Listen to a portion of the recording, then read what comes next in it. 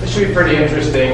When I do presentations, I prefer we do this as a conversation. So if you have questions at any time, if we don't get through the whole presentation, that's not the end of the world for me.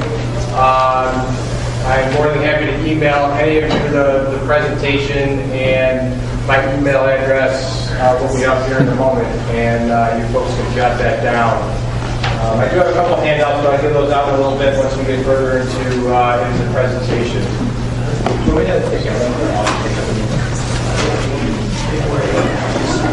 Yeah, they're very easy. At some point, I'm going to want to just and then another time, I have to do very okay, all right, great. Next demo will be at the end. Chris Smith. I'm a dual major in health and physical education at CW Post down on Long Island, and I'm proud to introduce Mr. Mark Yeager, and he's going to present to us today about the role that educators play in youth sports.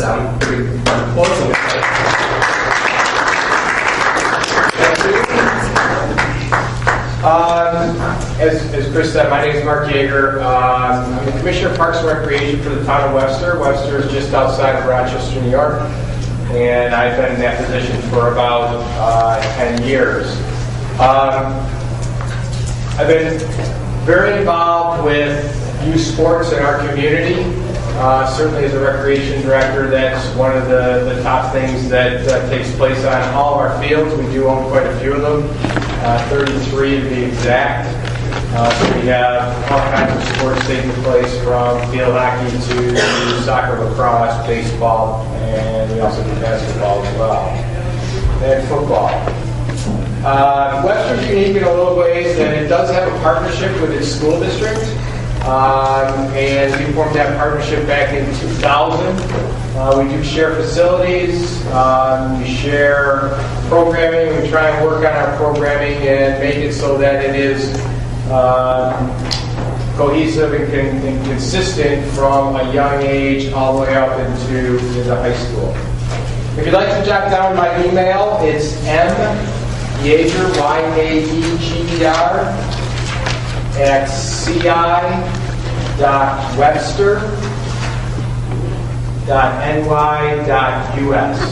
If you're interested in a copy of this presentation when we're finished, please email me. I will be happy to email it out to you.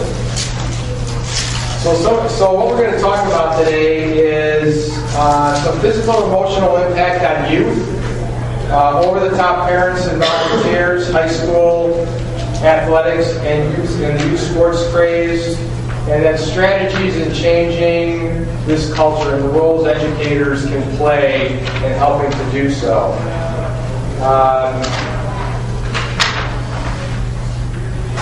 By the numbers, today there are between 30 and 40 million kids playing organized sports yearly throughout the United States. And these statistics are all throughout the United States. Which gives you an idea of how many kids are out there playing organized sports. 2 to 4 million coaches. How many coaches, out of those 2 to 4 million, what percentage do you believe have had some sort of training in coaching? Anybody? What percentage? 2 to 4 million? How many have gone through some sort of coaches training? 25%? 20%. 20% out of 2 to 4 million coaches. That's not a whole lot in the youth sports world. 85% of coaches are dads and moms coaching their own kids.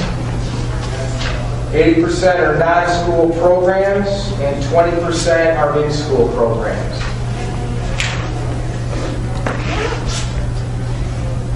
Believe it or not, less than 20% of the high school students are involved in sports nationwide. I think probably in most of your schools, is that fairly true with the high schools you're in, or is it a little bit higher? Some areas are more, some are less. What kind of numbers do we have? I would say in my building, which is the 9th grade building in Oak Airport, we're like 60% play some kind of sport. Okay, but are they in a school program? Yeah. So you have programs for basically 60% of your students. That's pretty good. Anybody else?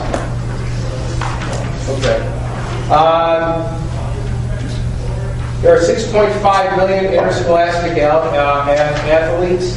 These numbers, just so you know, too, were gathered in the early 2000s. I'm sure they've changed somewhat, but the research I've done was in the early 2000s. 500,000 coaches, high school coaches.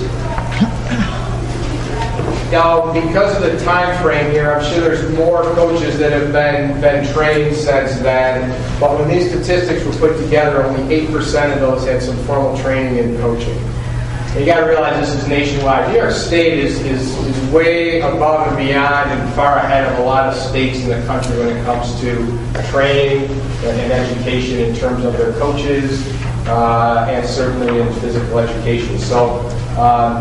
New York State does have, you folks have a much better education when it comes to that than many across the country. Participation in non-school programs, clubs and so forth have increased over the years, and participation in school programs has decreased. I'd like to talk a little bit about the emotional impact and what kids are saying about abuse. There's a lot of kids out there being abused in youth sports. 45% of kids surveyed said they have been called names, yelled at, or assaulted by coaches. Has anyone ever seen that, witnessed that? Have you done anything about it? Anybody? What have we done? I'm in the process of doing it now. I've talked to the coach, I've talked to that athletic administrator, and I've talked to the head of, I'm going to talk to the head of school Monday. Can you tell the group what happened to precipitate this? Several things. One was, I'm sorry that it's being late. One was having a student called out, or a player called out, totally being belittled in front of his teammates, the other team, the officials, and people who were standing in the gymnasium. That was just one of the incidents. There's more. So now there's 3 kids who aren't playing on the basketball team, and all 3 of them are starters because they don't want to put up with the negativity, the put downs, and being worried about being bullied on the bench and being yelled at. That is and believe it or not, they're not an isolated case. Not only does that happen at the high school level, this is happening in kids ages 5 years old and up. I can't tell you how a parent could possibly want to hit a 5-year-old for not learning the pick and roll. And believe it or not, there are moms and dads out there who believe a 5-year-old can learn the pick and roll. A lot of my presentation is based on a book. I'm going to cite another little story here. It's called Just Let Them Play by Bob Bigelow. I don't know if you've ever heard of Bob Bigelow. Anybody? Bob Bigelow is an NBA player. Just give you a little background on Bob. He has been a major advocate for doing some different things and educating folks about youth sports. And in his world, before he became an NBA player, he never picked up a basketball until he was 14 years old. Played high school, went to a D1 college, and got drafted by the pros. So at 14, he finally picked up a basketball. Prior to 14, he was about as tall as I am, which is about 5'8", maybe. Or maybe it's that small. And he grew to be 6'4" or 6'7" within about 4 years. So the guy had a very different experience and really wanted to bring his experience down to a sane level, if you will. So anyway, to talk about the pick and roll, he was at a Knicks practice, and the coach was trying to get the team to learn the pick and roll. For 20 minutes, I watched them coach these professionals. They didn't understand the pick and roll. And this guy says, you are being paid millions of dollars. You should be able to do the pick and roll. He started thinking about this, and he writes in his book, if at that level, it's difficult for those guys to figure out how to do a pick and roll correctly, we're talking correctly, how do you expect a 5-year-old, a 7-year-old, a 10-year-old even a 16-year-old, to be able to do that correctly. It's very difficult. And when you have 10 guys running around on a court, and to have that all take place at exactly the right time and do it exactly the right way, he says it's a major challenge. And he says, why are we having 5-year-olds and 6-year-olds learning how to play the pick and roll? That's what 5 and 6-year-olds do. They're supposed to be playing. Anyway, 21% have been pressured to play with an injury. Anyone? Seen that? Anyone here pressure somebody to play as a coach that has been injured? You don't have to raise your hand. But that has been injured, who says he's been injured, says she's been injured. 17% have hit, kicked, or slapped a player. That's a coach to to a young person that is not part of their family. Not that I'm saying families should hate each other, but I think it's probably more appropriate for a mother to spank a little kid than a coach. 8% have been called names with sexual connotations, and 4% have been sexually abused. That number, we believe, is a little bit low because most kids won't admit it. So that number is probably a whole lot higher. I think all of you realize that's why we all have background checks. By the way, with background checks, anyone here that's involved with any types of these sports, does your organization require for your coaches? Yes. Yes? Do they do national checks, local checks, statewide checks? Do you have an idea? Little League Baseball, I have to do a statewide New York State sex offender check. Okay.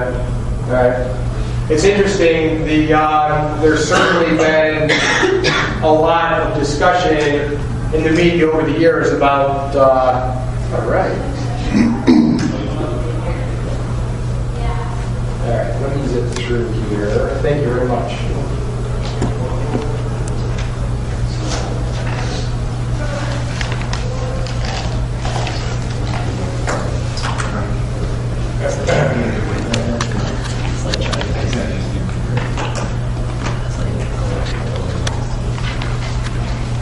One of the things I was going to mention is that when you look at sexual abuse or sexual predators, registries, and so forth, they don't all go nationwide. Okay, so you're doing the state. There might be another town doing just the town, doing the county. If someone in that county has actually been arrested for that type of behavior, it will come up. But if a coach moves in from South Carolina and decides he wants to start to coach, they do a background check on him, he's lived here for a year and a half, 2 years, you're not going to know that. And one of the issues we have with that is that a lot of the law enforcement departments do not communicate all the way up and down the line. So from the locals to the states to the Fed, they're trying to get that changed so that helps. But just because you've done a background check and it's come back, you still need to be concerned about whether those coaches could possibly be, especially if they're not from the area for a long period of time. Other examples of emotional abuse. Forcing a child to participate in sports. How many here have had a child or somebody come up and say, Coach, I'm playing this game because my dad or mother wants me to play? Anybody?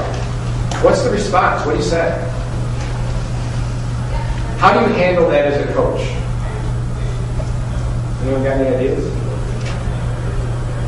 It's certainly a tough situation. Jason, what about you? Have you ever had that happen? Yeah, I mean, we have a number of kids. I mean, they don't necessarily come outright and say that they're playing because my dad wants them to, but you hear from other kids that's probably why they play, and they may be kind of, not all into it. You can tell that. But you have to, to me, I basically believe coaching, you got to make it fun. You got to make the kids have some kind of success. And so for kids like that, we look at, well, what's fun about this? Is there something fun that you're enjoying? Or, if not, then you need to think about, is this the right thing for you? It's, pretty much would be my tactic. Kid actually came up and said, I don't want to do this. My dad wants me to keep playing. I don't want to. That's a hard thing because now you're starting to venture into talking to what mom and dad, and then dad comes back, and that's a tough area to. It really is. That's why I asked, because I think that whether it's at the high school level or at the youth sport level or whatever, when a child or an adolescent says, I don't want to do this, my parents are making me do it, that's a real tough thing, because parents, a lot of them are over the top to begin with. So if that's an over the top parent, yeah, it's tough for you to go back and say, okay, here's this issue. So, but it is something to be aware of, and if it is very devastating to the participant, there may be something you need to do and intervene on that. I've seen parents not speak to a child after he or she plays poorly in a game or practice. I'm sure, yes, yep. Parents, coaches, you've seen coaches do that? Yeah, I mean, and if you're doing that to a 16-year-old, that's bad enough. You do it to an 8 or 10 or 12-year-old, that's just, to me, is abuse. You don't do that to that type of young kid. And believe it or not, it happens all the time. I see it happen all the time. Hitting a child when he or she plays disappoints you, yelling and pushing a child for not playing well or losing, and criticizing or ridiculing a child for his performance. Again, it's difficult to step in and do something when you see it.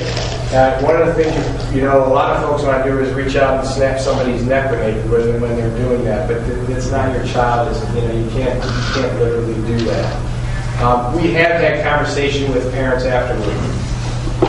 In Webster, we have a youth sports council. It consists of every different sport, and with all different organizations. Basketball is different in Webster because it is not represented by the youth sports council. The Parks and Recreation Department runs the basketball program in Webster, so we have in-house and we have travel. One of the nice things about that is that we can communicate with the parents on some of these more delicate issues. And the reason it's easier for us to do it is because we have some authority over how the kids play.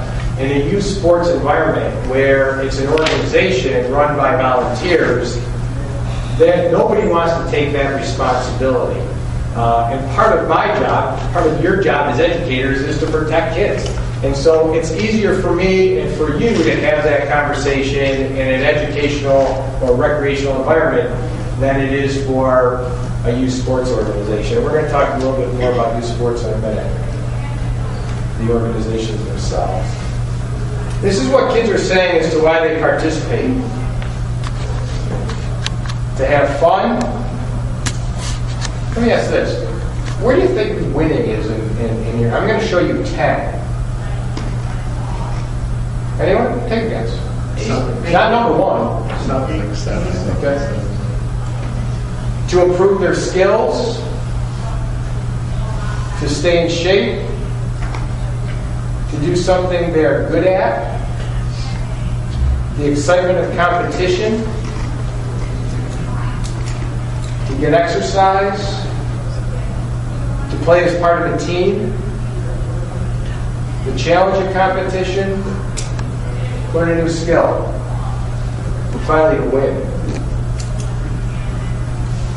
That survey is done with kids from very young all the way through high school.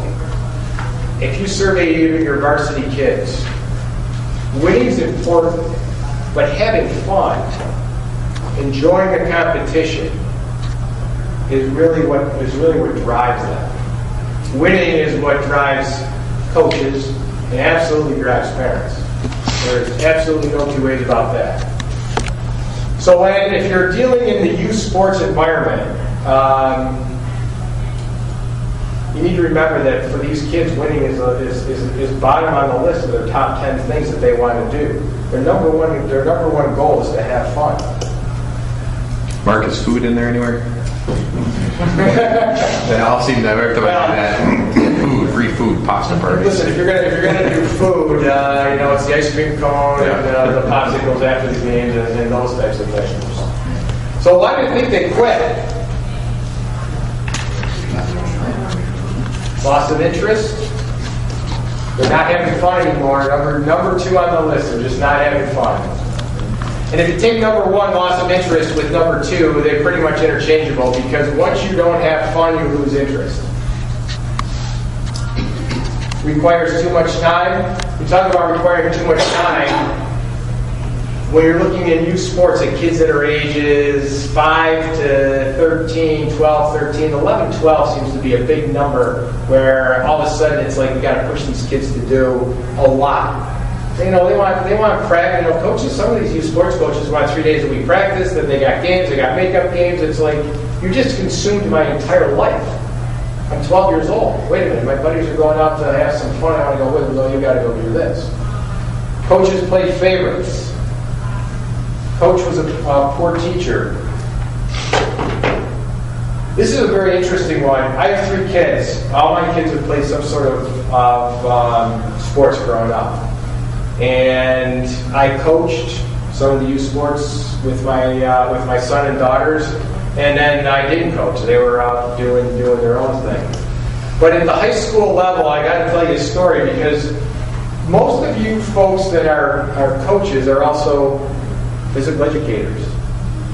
Some of you are physical educators, some of you are math teachers, and you end up coaching because you have a passion for soccer or whatever. So teaching is in your blood. Teaching is something you know how to do.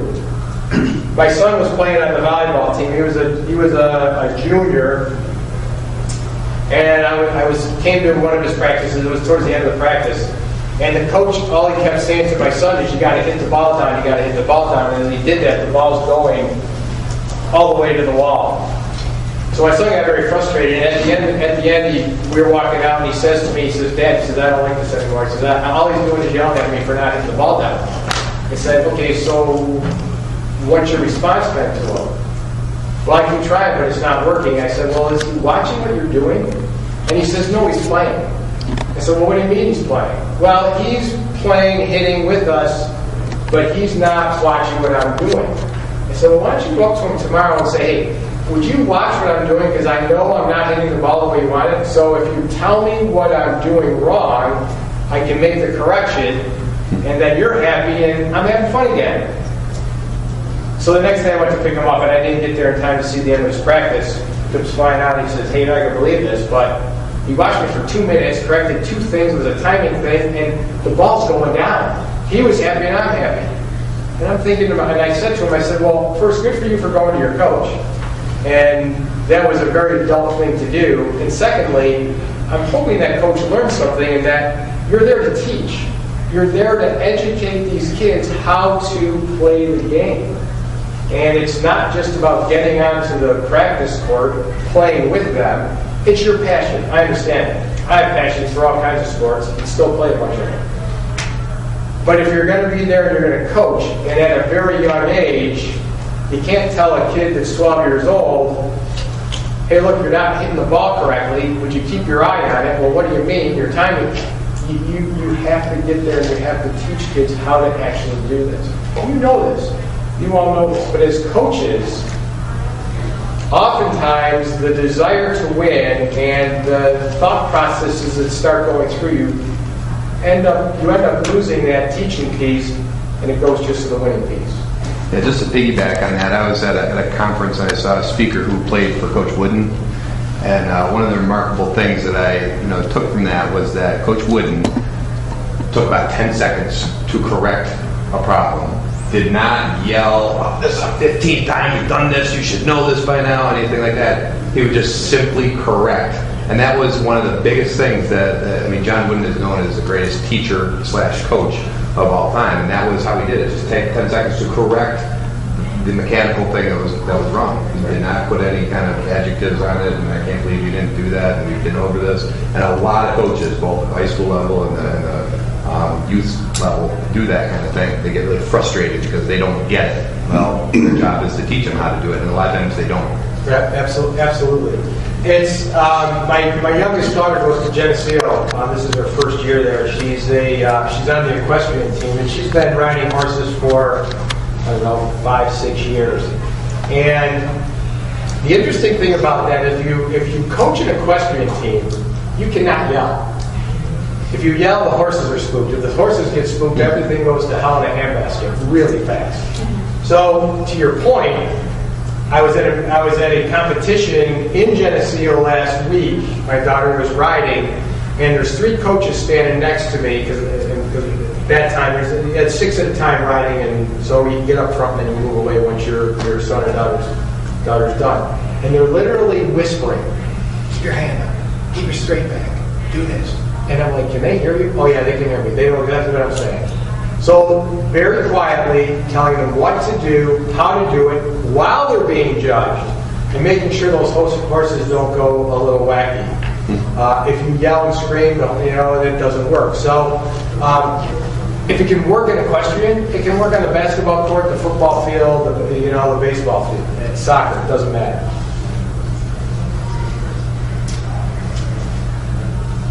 They were tired of playing.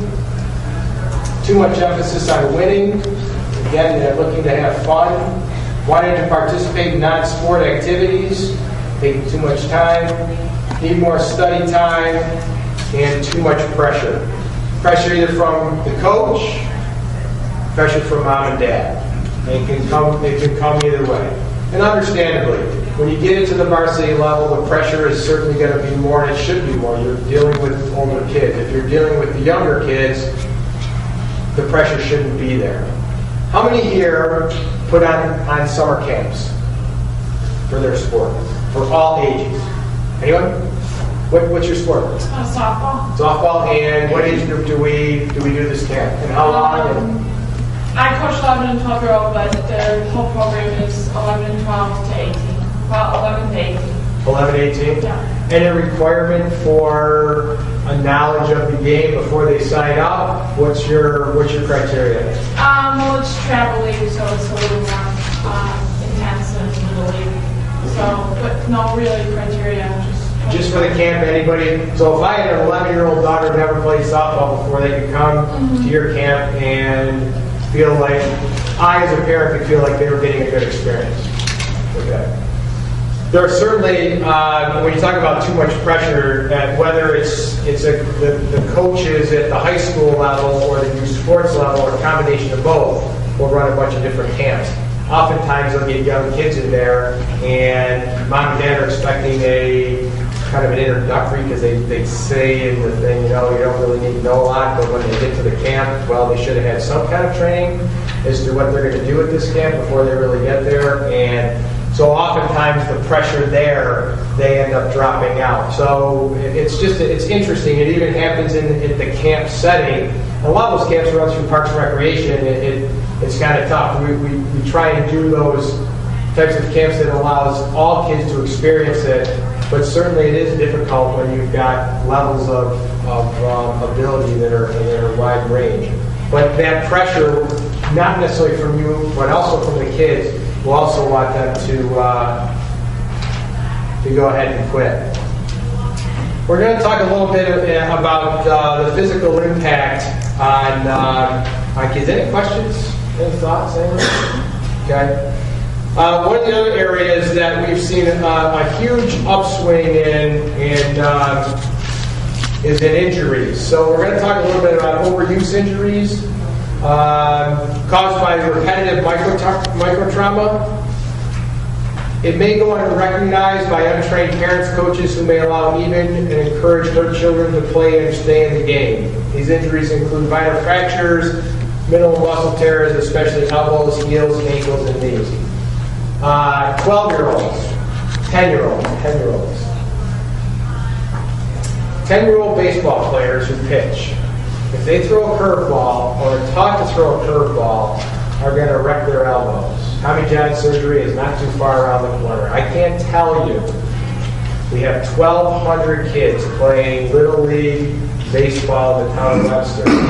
How many kids end up with bad elbows?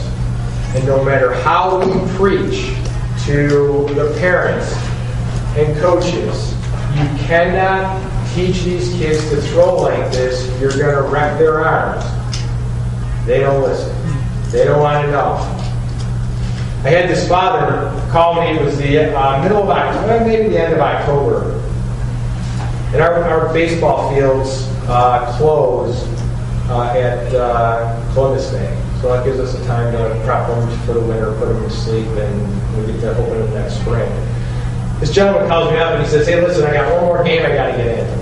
I said, well, we got the fields are closed. He said, no, listen, you don't understand. He says, my son, 10th grade, my son is going to be the next pitcher for the Yankees. Really? Yeah, and I'll get you box seats. I said, great, that's just wonderful. I said, does he play varsity right now? No, we're hoping next year.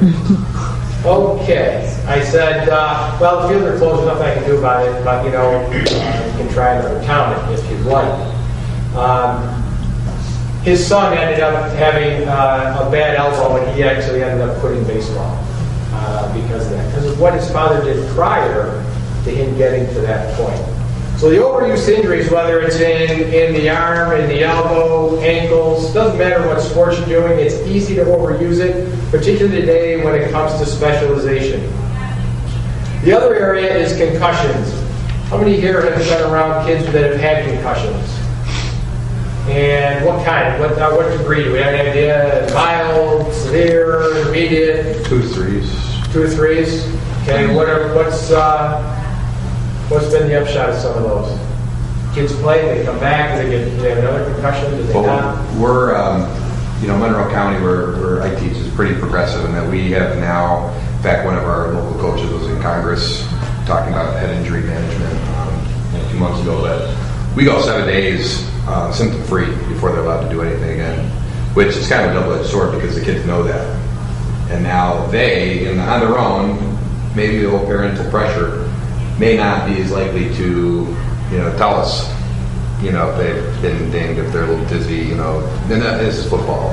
It's a daily thing that we deal with, but it's a good practice that we are doing, but it's got a negative side because kids are kind of hesitant to let us know something's going on.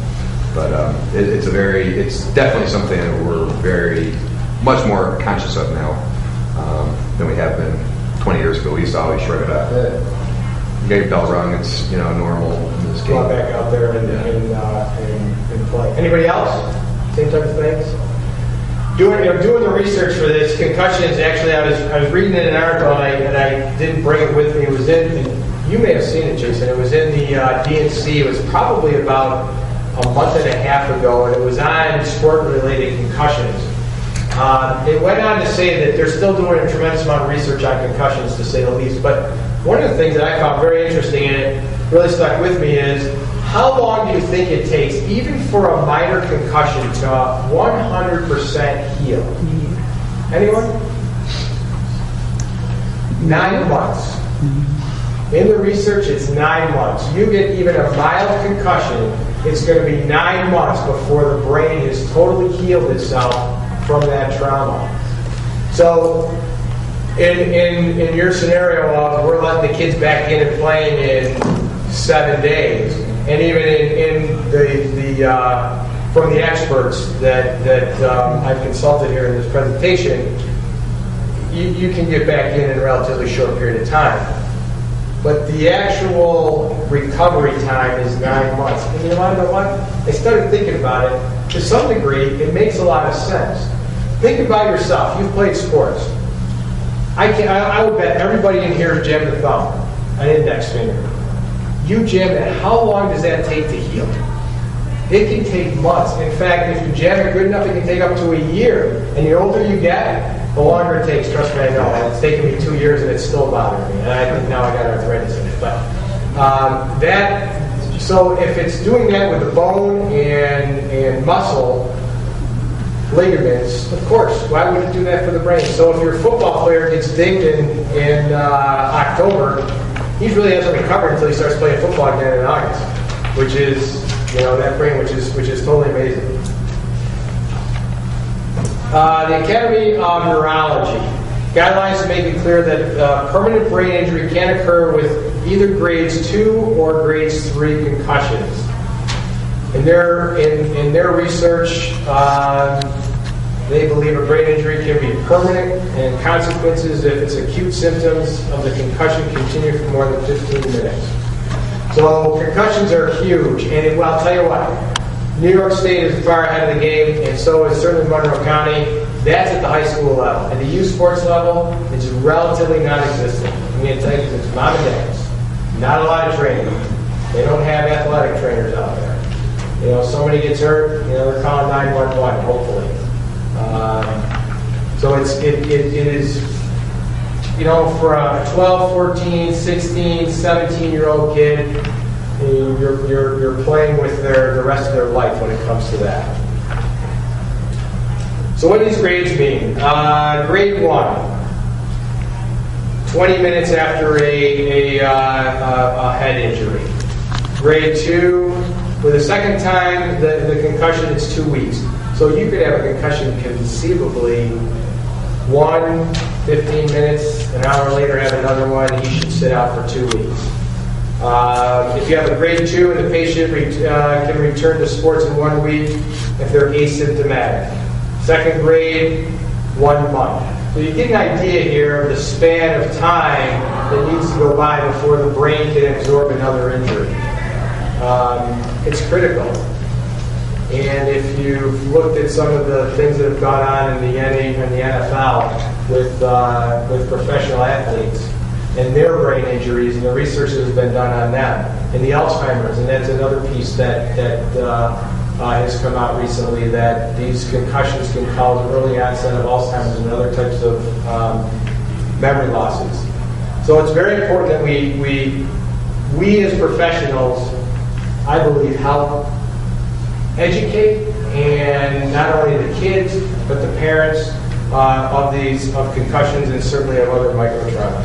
And this just goes on to where at some point you, with a grade 3, you end up the second time your season's over. Post-concussion syndrome.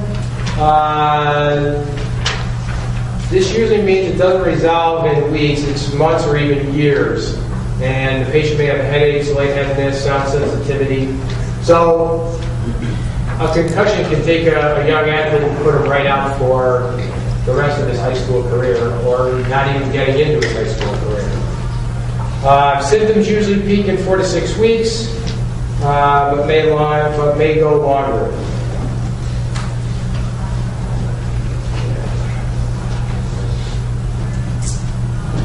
When kids received most of their sports experience through free play, these injuries were almost non-existent. When they retired, they went home. But today, with organized sports, that isn't the case. When I grew up, we went to the playground, we played, we got hurt, we didn't feel good, we walked home. We didn't play again until we felt better. Today, you have a new sports organization, chances are that doesn't happen. I would suspect that you see this a lot. If you look back, the microtraumas that are taking place today did not take place back then. When I was a kid, I can remember I was playing hockey in the road, fell, broke my hand. When I played for about another hour, and then it really started to hurt. So I went home, and my mother says, "You got to go to the hospital." We go to the hospital. I'm done playing hockey for that. I played youth hockey at that point. My season was over. I was done. It's over and done with. That's the end of it. Today, you got kids wearing casts out there. Yeah, we'll put a special glove on. Maybe they'll still do it. Yeah, we'll get this glove on here, and you'll still be able to make the stick work. Wow, are you kidding me? My hand's broken. My arm's broken. I'm sure you've seen it in football. I see it in youth football. So it's certainly different today than it was a long time ago. And physicians are starting to believe it's a public health issue. One of the reasons for a lot of this is specialization. Again, the American Academy of Pediatrics has a policy statement warning against athletes from training year-round. Let me ask you this, as coaches, for high school coaches, all you high school coaches out there, what do you think about specialization? Stinks. Don't like it. So, how in your communities are you able to do anything in terms of helping the community understand that this isn't what they should be doing? Any thoughts even try? Yeah. Yeah, I mean, talking to parents have asked, should I be doing this, or what do you think of this? Because I had one father who said, her daughter was a runner. He said, "Oh, my daughter plays basketball," and I coached his daughter, and she'd come in and she did her cross-country training. She ran 3.5 miles before she came to my basketball practice. And it's just like, well, you're even doing the worst because she's doing twice the amount of work. Right. So I try to encourage, because to me, you take something from every sport, and it helps in each individual sport. If you're playing soccer, basketball, baseball, all those two together help makes you better sports awareness, sports IQ better into the sports. Yeah, this to me is the crux of the whole problem with injuries, our kids in athletics, is that and there's a number of factors behind it. I coach JV football in our football program. In the off season, lifting weights is not all that exciting. But our coaches want them to. But there is. It's not even most of our coaches in our program don't tell them they need to. They should not do that sport and they should play this. Most of them are pretty good about telling them that they should play all other sports, and that's one aspect of it. But the kids themselves feel the pressure to be really good at one particular thing. Basketball is probably the biggest one. There's a very small number of players. But this, we're going to talk about this. I used to coach baseball, freshman baseball, and I could not stand the fact that after every one of my practices, they were going off to this Little League practice and then off to this Little League practice. I actually wound up cutting my practices to about an hour and a half, because I knew that they were getting another hour, 2 hours, 3 hours later that night, and it's just not good. It's just, and all the injuries, the increase in injuries that we see, I see a strong relationship between that year-round training and one particular, the bodies haven't developed. And trying to, get coaches not to do that anymore is an impossible thing, because you've got to keep up with the Joneses, if you want to be competitive. In the school, at every other school you play is doing this. You just go into the season, you're behind the 8 ball, and it's a really, really difficult thing for high school coaches to deal with. A lot of us really don't like it that that we're doing year-round things, but they see no other alternative. And then you add into the the youth sport that they're playing outside of it, the travel hockeys, and all that other stuff. Yeah, it's just not good for kids. Kids are kids. It's just not good.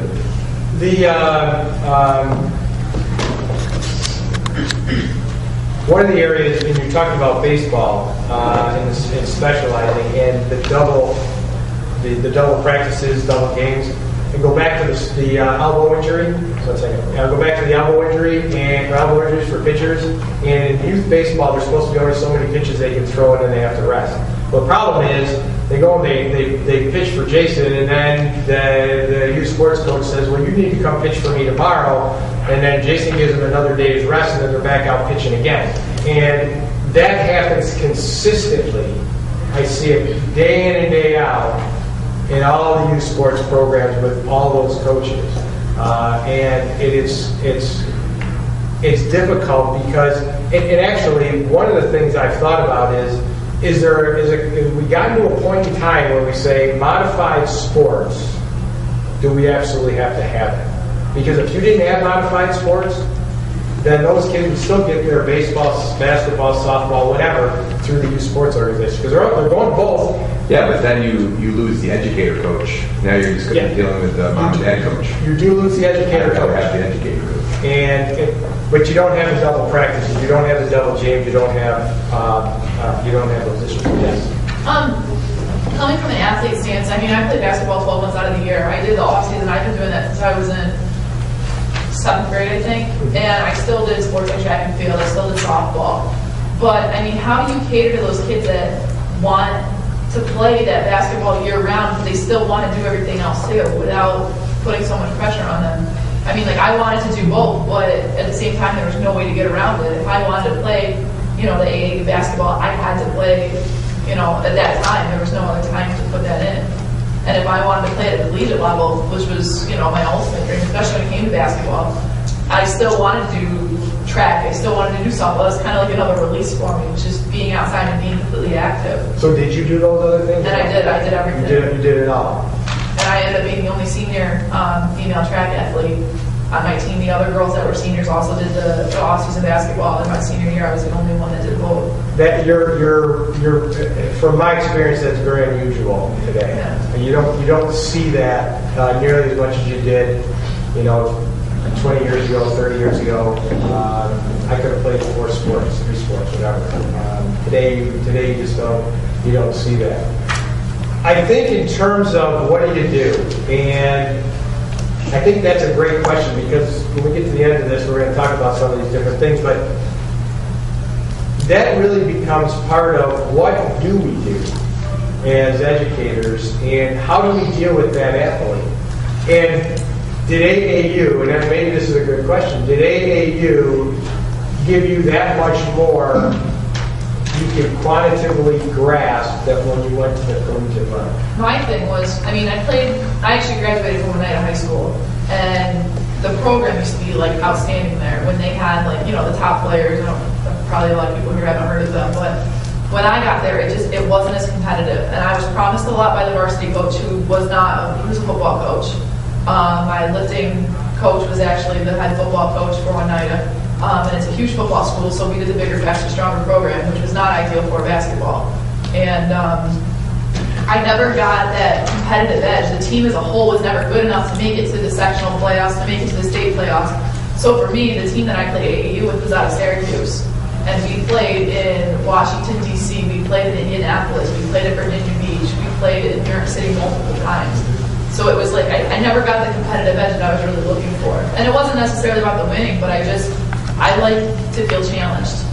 And I never got that challenge in season, but at the same time, I still wanted to play on the varsity team, and I still wanted to. So you got more of that at the AAU level. Oh, yeah. Yeah. And that's another interesting phenomenon that's going on. I think a lot of the high school coaches can vouch for this, is that some of the better talent is not playing at the high school level.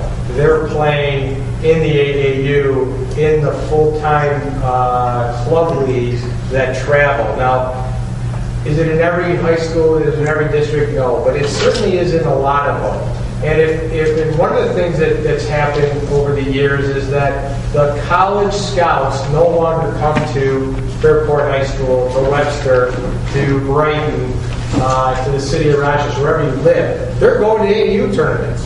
That's where they're looking for their talent. So all that competition has gone from somewhat at the high school level and gone to a different venue. Is that good? Is it bad? At a really young age, I'm certainly not a proponent of specialization in year-round sports. As you get older, eventually you do end up playing some of those things year-round. But even the professionals will tell you, you need time off. I don't care what you do. You got to take 3 months. There isn't, name any professional sport that plays year-round. Golf does, but golf, most of those guys, they take off anyway. Yeah, I'm just curious. I think the big question is, what's your purpose in athletics? As we talk about specialization, we start talking about college recruiting and this and that. From my stance, the kids that I have seen in Fairport's a very big school district. We have a lot of kids that play college athletics. Most of them D3, very few D1. But the athletes that do are just incredible athletes. We have a kid in our county, Ashton Boyle, who's a football, he's a quarterback. He's going to go D1 probably, playing in a different position because of his athletic ability. And so when I look at all the specialization, skill development, player development, I'm not so sure that's what a lot of colleges are really looking for. In one sense, they want athletes, kids that can run a 4.2 and run a 4.3 and bench this or shoot this. But the other part of it is our purpose of being coaches to develop athletes that are going to excel at a certain level, or is it to develop, teach values through sports and teach all those other things. So I think that's a critical part when you're talking about specialization. If you're breeding an Olympic athlete, that's one thing. Or if you're trying to get a kid into a professional sport or Division I scholarship or something like that, that's one thing. But I think most youth sports and or all youth sports and most high school athletics should be about cultivating, that character and that experience. So I think that's a big part of the specialization thing. What's the point? What are we trying to develop? Right. Okay, who organizes youth sports? How many folks here have youth sports organizations in their community, independent? So it's quite a bit. So you got parents, you've got non-parent volunteers, lots of those. Some high school coaches and some college coaches that will do it. One of the most important questions you got to ask in the youth sports world is this program, practice, or game primarily serving the needs of the children in the age group, all the children, or primarily serving the needs of the adults? And in most cases, the answer comes down, and you don't have to be a rocket scientist to figure it out, just watch them. It's the needs of the adults. Absolutely 110%. In Webster, we have, it's called the Webster Youth Sports Council. As I said earlier, all the different sports are represented on it. There are some organizations who have their act together. They have bylaws, they have vision, mission statements. They've taken the idea of softball, this girls softball in Webster, that's probably the best organized. These folks have a travel section and they have an in-house section. Their travel is very limited, very, very limited. 2 teams, that's it. Out of 700 girls, they have 2 travel teams. That's all they got. Baseball, on the other hand, is not nearly as organized. Little League is great, in-house, comes to travel, 10, 11, 12-year-olds. Parents go nuts. There's right now 7, 10, 12 travel baseball teams. Now, I got to ask you, 7? There's not enough kids. I mean, the talent is like, what, are you kidding me? It just doesn't work. And so it's not the kids themselves that are driving it, it's the parent. My son goes out for your team, you don't let my son make it, heck with you, I'm going to go start my own, and the next thing you know, you've got 27 dads and moms doing this. So that question is, who's it for? Is it for the kids or is it for mom and dad? In that case, mostly for mom and dad. If winning's not the children's top priority, then making choices on who plays to win does not serve children, it serves the adults. And I'll go back to the baseball. I was at a game one night, Little League, and this grandfather gets up and says, "Not him, he can't hit the ball." He was the last kid had to hit. Bottom of the 7th, you know the story. Are you kidding me? In the stands, and some grandfather gets up and says that? You know, what are we doing? And the kid's 10 years old. He never played baseball. Kids want to play. They don't want to sit and watch other kids play or watch adults coach. I'll tell you, a lot of coaches coach because they want to, they get a power trip out of it. So, and I'm sure you've seen youth organizations where the parents do that. When kids organize themselves, they will organize themselves equally, and they want close games because it's more exciting. In your physical education classes, how often do you allow the best against the weakest? Ever?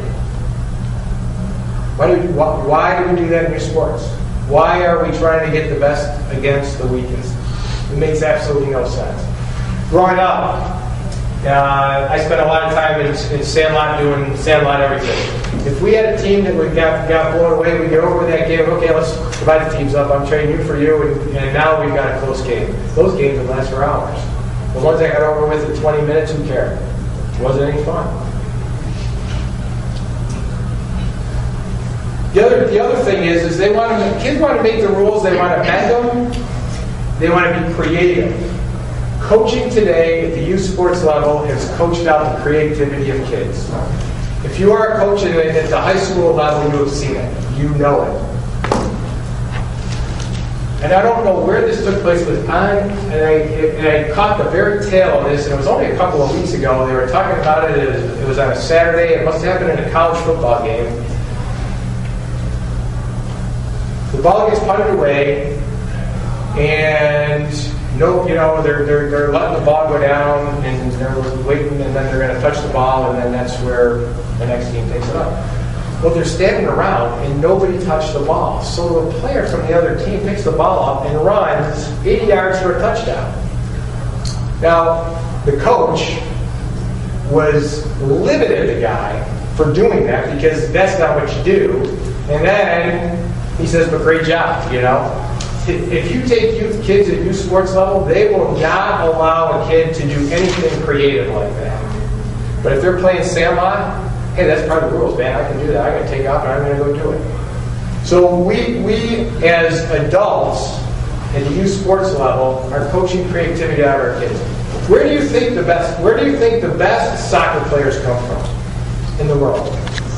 Third world countries. Yeah, third world countries. Why is that?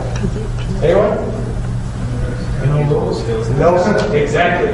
No, there's no rules. There's no one telling them what to do, and they're playing. They're having fun. They're doing it on their own.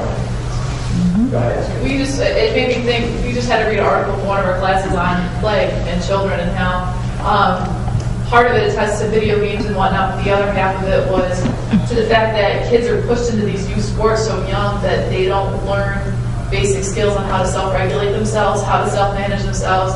They have like almost no creativity, and there is a study done on it back in like the 50s or 60s or something. They tested 3, 5, and 7-year-olds, and the 3-year-olds had the attention span of a typical 3-year-old, 30 seconds done. The 5-year-olds could sit for about like 3 to 5 minutes. I think they said the 7-year-olds could sit for around like 5, 7 minutes. And they did the study again a few years back, and they were pretty much at opposite levels. The 5-year-olds could barely sit for 3 minutes. Or for 30 seconds, and 7-year-olds can barely sit for like 3 minutes. And they attested to the fact that there's just so many rules that are put into them that they're always told how to manage themselves. They're told how to behave. They don't ever figure it out on your own. And I hate to use the analogy, but it's kind of like training a dog. Like, I'm kind of going through this thing with this dog I rescued right now, and you can't, if he does something wrong, and I have to like say something to him about it, it doesn't always click. But when he does something wrong and it affects him in a different way other than me telling him or like scolding him, he doesn't do it again. You know, like he chases up the cat, you know, and I tell him no and I smack him, and the next day I come home and the cat beats the crap out of him, and all of a sudden he's like, whoa, all right, I'm done. And it's just, kids, they need to learn on their own without somebody pushing them and telling them what to do 24/7. Yeah, if any of you have a chance and can find this, when I was in high school, so this is like 4 years ago. All right, so it's fine. About 20 years ago, my high school psychology teacher gave me a video because he knew I was going into phys ed and I was an athlete, and it was called 2 Ball Games. And it was a study done at Cornell, and it paralleled a Little League game and a Sandlot game, and all the positive and negative attributes of both. And it was eye-opening for me. I was shocked. I was like, oh my God, it's so much healthier for kids to play pickup, you know, than what happens in this, like you said, you know, obedient training, you know, youth sports thing that we had going on. And it really is, I think, very true and very, you know, sad thing. But that video is great if you can find it. They almost don't know anymore how to play a pickup game. They expect that somebody's got to run a league for them and that they've got to go find something. But when I was a kid, and it wasn't that long ago, I'm only 22, we got pushed outside. You grabbed, you know, 7 kids off the street, and you didn't have to play 5-on-5 basketball. You didn't have to play like 7-on-7 baseball. We could have like 3 people and play a kickball game. Well, 3 people on a team and play a kickball game, and you know, we could play 2-on-2 pickup at the basketball courts. But now I feel like kids are always, well, I don't have somebody to play with, or I don't have this, or I don't have a game tonight. Who cares? Just go play. And they don't, because they don't have that self-management, that self-control to do that, or regulation, they don't do that. Right, they don't.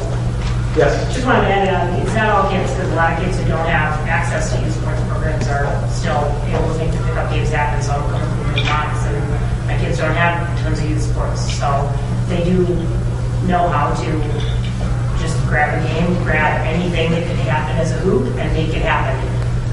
And you don't even have a gym.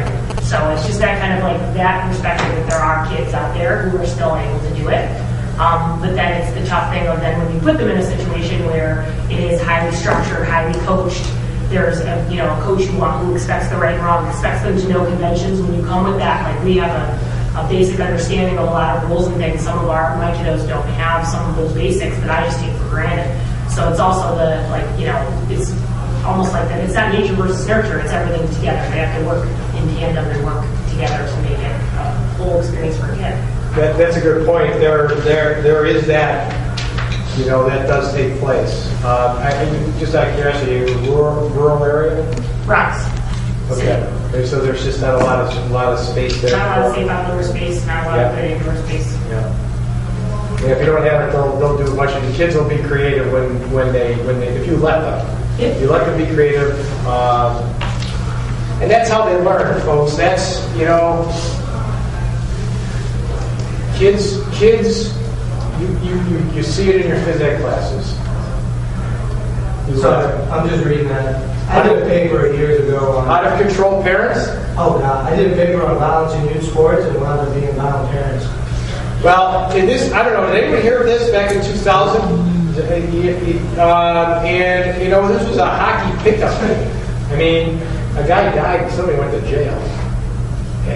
In our basketball league that we run 3 years ago, happened in Fairport, one of your gyms actually, a girls basketball game, 12-year-olds, two fathers started having words on the bleachers.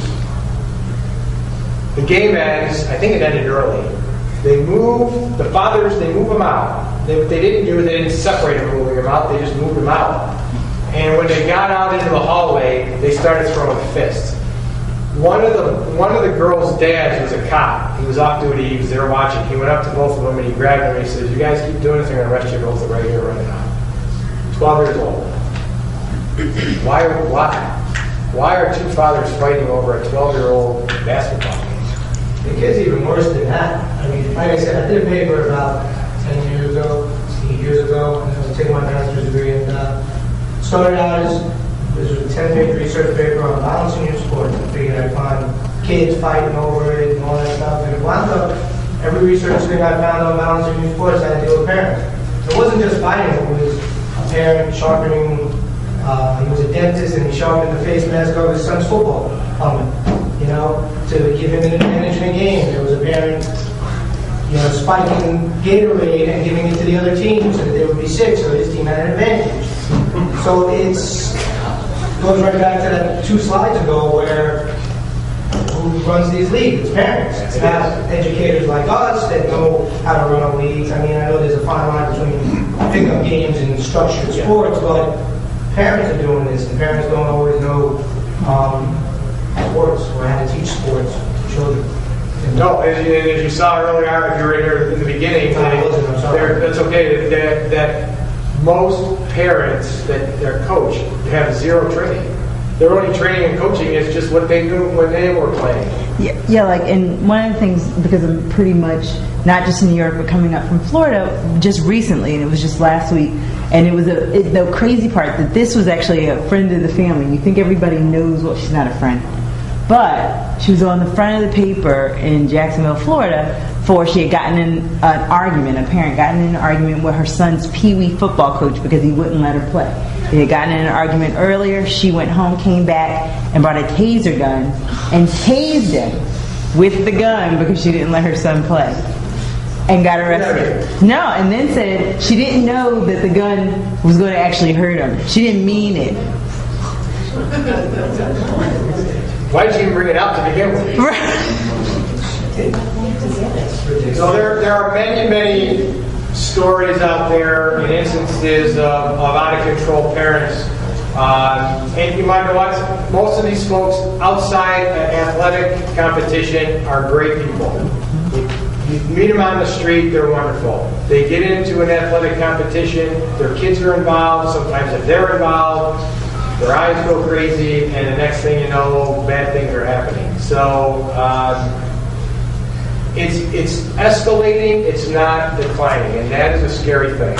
Because it's difficult for you as educators, us as recreation professionals, to prevent those types of things from happening. Because you can't be everywhere all the time with your eyes on everyone. This is a, can you pass that out?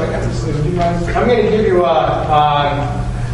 newspaper article that was written. It's out in the Midwest, so you've got this. It's got some interesting things. This is about a baseball team, young kids, and what the coaches' rules were. Well, it's kind of stuff that I highlighted. These kids start out are going to practice 5 days a week, and then they're going to play one game, and they're going to have a day off, and then they're going to go to the batting cage.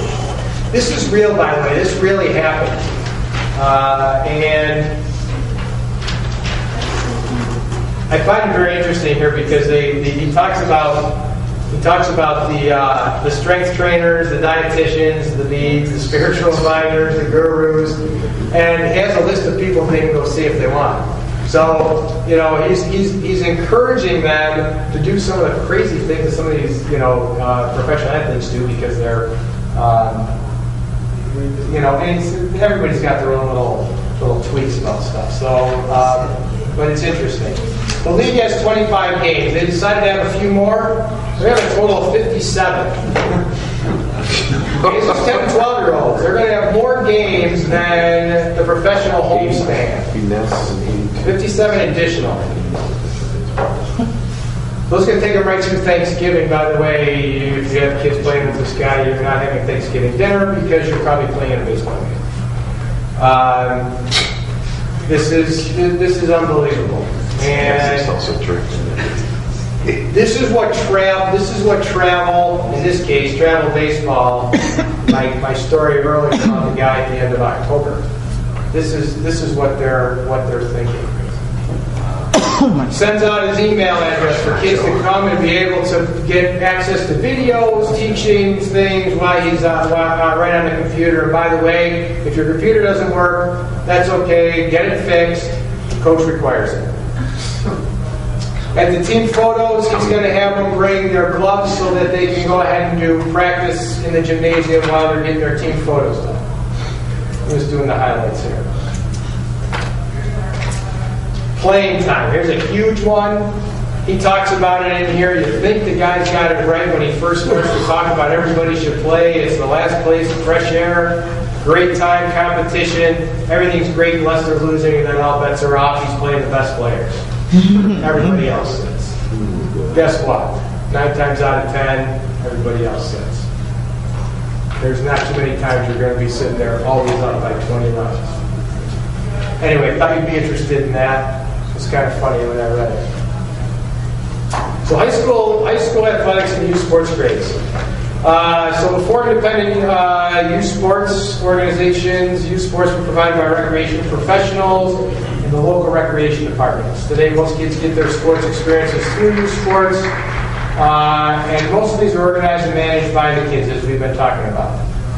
So how does this change the relationship between coach and parent at school? Parents begin lobbying for their kids at 5 years old, believe it or not, in Webster.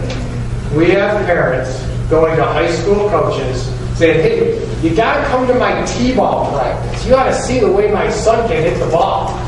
Really? Yeah, I'll be right over. That's Dad trying to get political influence with the high school coach. It happens in every sport. The parents' fantasy starts. Now, this is the crazy part. They're going to specialize their son or daughter. They're thinking varsity player, D1 player equals scholarships, possibly the pros, big money, fame, Yahoo. You think I'm kidding? If you are a high school coach, you see it.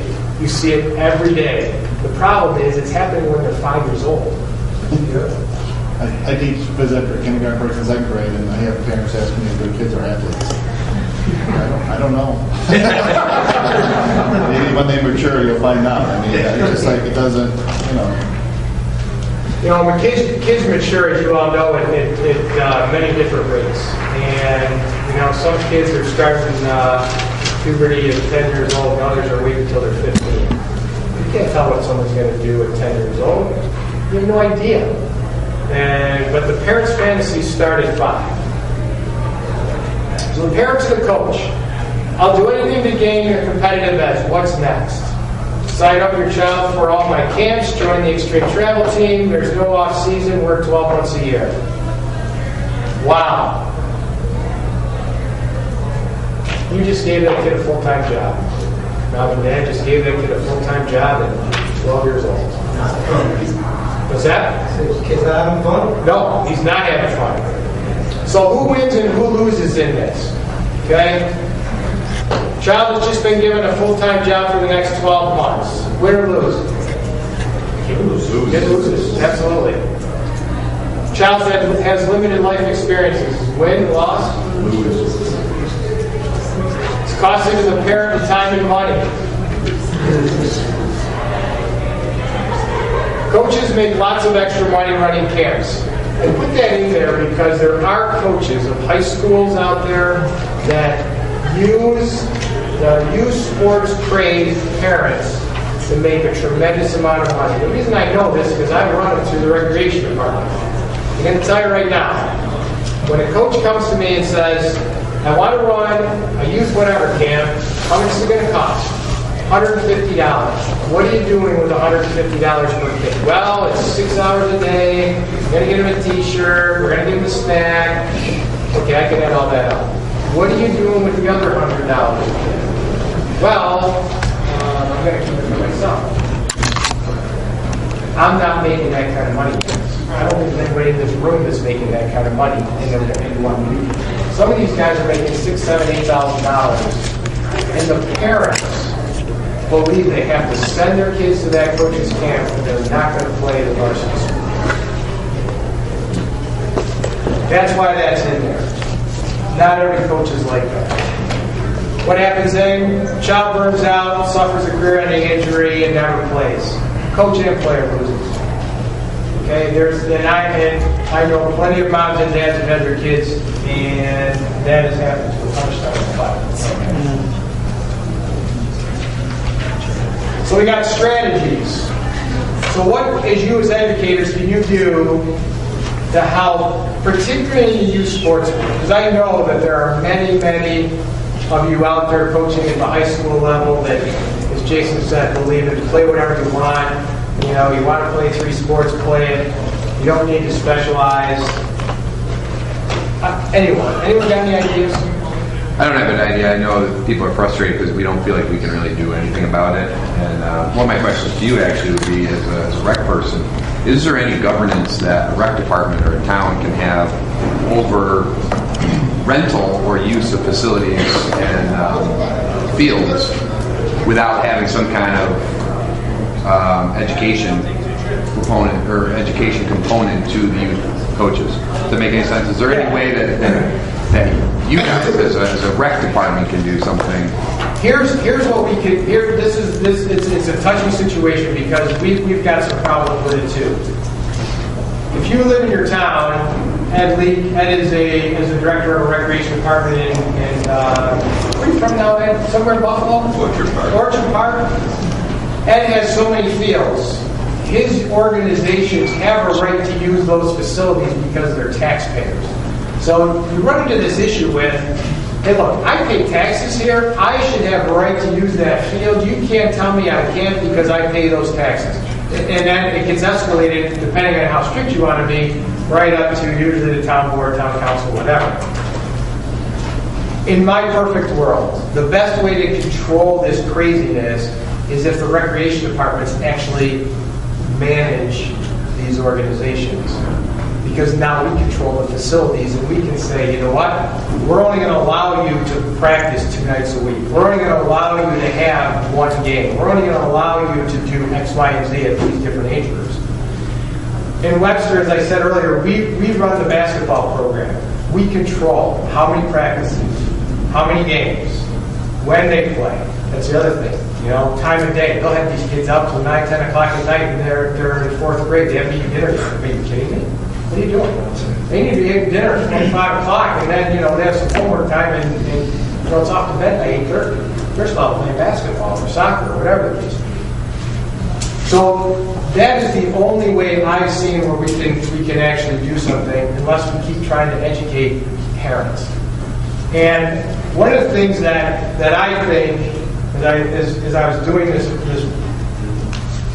program, and it's difficult because I don't have a lot of great strategies, and there aren't a lot out there because I think, as you said, a lot of people are frustrated.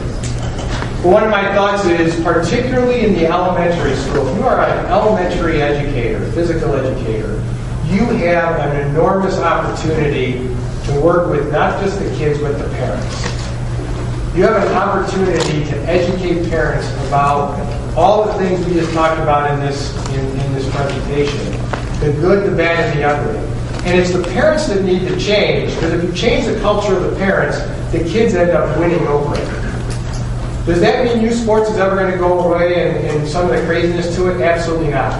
But if we can take and educate parents and start thinking about, do I need to have 82 games of baseball for a 12-year-old in 4 months? Is that really serving the best interests of the kid? And that's one of the ways that educators can help do that. Now, how you do that, how you communicate that, I don't know, that's your world. What I can do as recreation professional is I can try and take a little bit more control and a little bit more responsibility in trying to educate them as well. Chris, if you pass that out, I'm going to pass out to you called Philosophy for Community Sports in Webster. And I'm sorry the way this came out. My admin did this and it didn't come out in terms of the way it printed and got stapled together, but all the information is good. We put this together. This is still in draft form, by the way. You can certainly keep it, use it, do whatever you like with it. But there's a lot of good strategies in here that you can use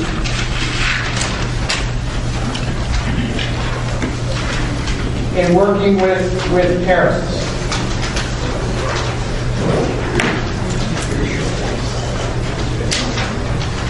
One of the other interesting parts about how this came about is the Webster Central School District also has a code of conduct for their athletes.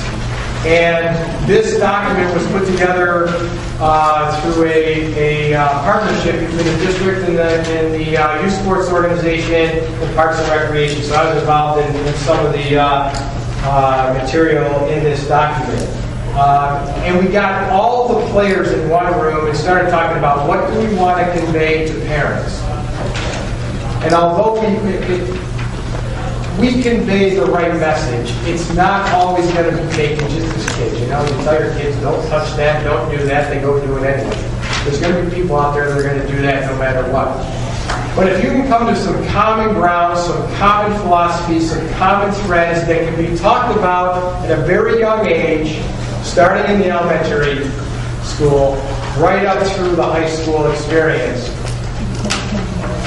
I think you can begin to get a grip on some of the craziness that goes on in youth sports, and even for you coaches, because I know a lot of you coaches, you burn out quick. The days of coaching a single sport for 30 years is gone by the wayside. I don't see any of you out there doing that, because you can't take the constant pounding from the parents. And so part of this helps alleviate that pressure as well off of you, the coach. So I'll give you that as my parting gift. If you want the presentation, you're more than welcome. Certainly you can email me. If you didn't,